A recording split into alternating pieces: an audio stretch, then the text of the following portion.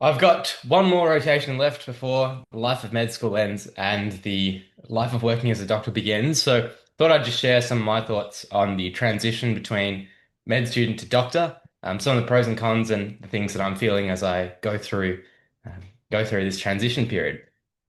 So in terms of I've broken it down into five factors. First of all, is just free time.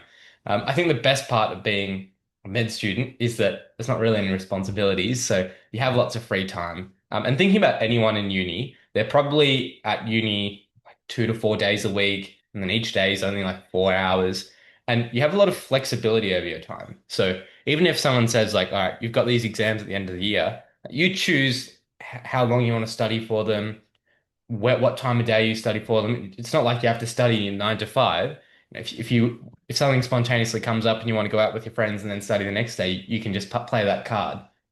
Whereas when you start working, obviously you're locked into, a certain set of hours and there's overtime and there's a lack of flexibility and control over your own time. I think that's going to be quite difficult. It's one thing I've definitely enjoyed over the last few years. Any day you get to leave early from hospital feels great.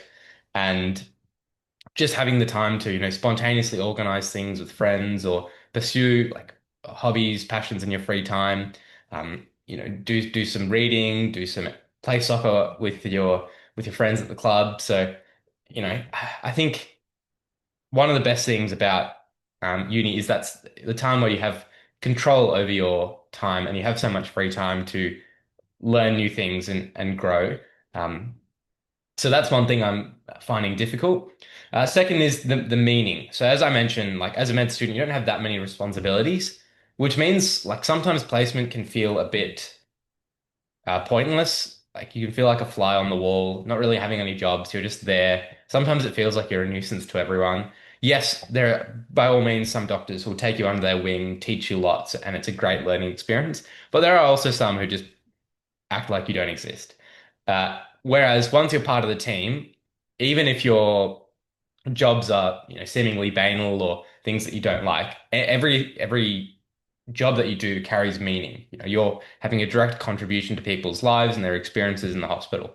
And so it's one of those trade-offs. Like you're trading your sort of freedom to leave early and have a fun time with all your free time with the work that you're doing as a doctor will carry that meaning with it.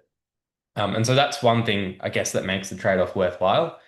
In terms of happiness, like it sort of breaks down through all the things, but I think most people are pretty happy as a med student, and I'm not sure most, first and second year doctors would rank too highly on the happiness index. Um, but I think for lots of sort of high achieving careers or people who end up well off, you have to sacrifice, some element of the short term for the long term future. And so I think happiness is often something that does get sacrificed along the way.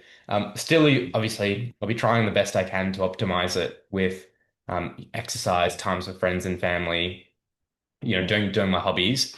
But I think it'll be tricky because you have all this time allocated at the hospital, and some people really love their job, but I think as you become more senior, the proportion of people who really love their job elevates. So you might love, for example, doing neurosurgery, but as an intern, you might be only doing, well, you probably won't do neurosurgery at all, but like 40 out of 50 weeks of the year, you might be doing something else. You might be doing general medicine and emergency, something like that. Whereas once you get more senior and you start to specialize, then that becomes your bread and butter, and all you see is neurosurgery, and you can start operating, and things might become more enjoyable. Relationships, I think this is a very challenging one because once you start full-time work, I think lots of people find it hard to uh, create new relationships and maintain old relationships. So you think about how many people are still close with their high school friends once they start uni, and I imagine it's a similar thing, how many people are close to their uni friends once they start work.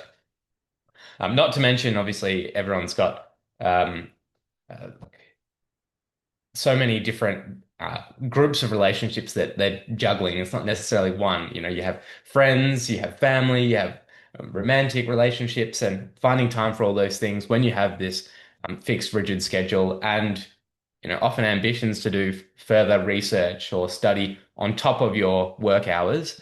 Um, I think that's going to be tricky to balance.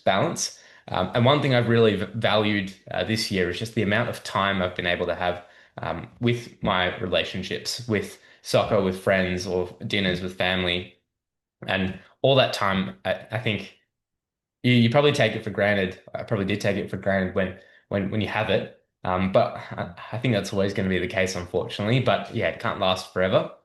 And then there's the future. So obviously, if someone just paid me to be a med student full time, I would love that. I would love to just get paid to study and pass exams.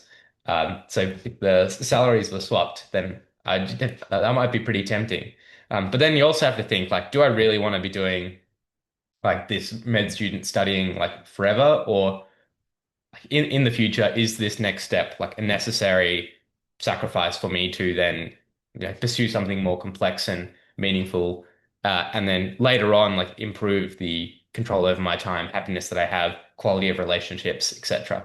So I think I guess the way I'm portraying it is like things are really sweet in med school, and then I'm sure what's going to happen is like when you start working, it's going to be like a challenge, and then you'll just have to relearn how to bring all these things back, how to regain control over your time, maybe with like scheduling and clear communication with the people you're hanging out with, how to bring back happiness with trying to like really enjoy the time at work and having dinners and like getting close to your colleagues, and enjoying those small patient stories.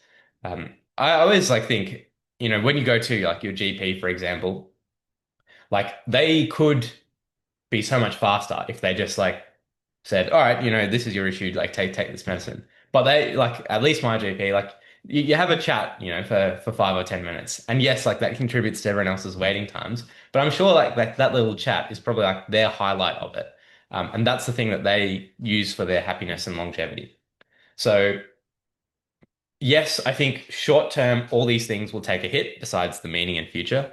But long term, the play is how can we, or how can I like bring all these things back up and get to a similar position of control over my time, happiness, and quality relationships with, and incorporate sort of this like large chunk of medicine into that.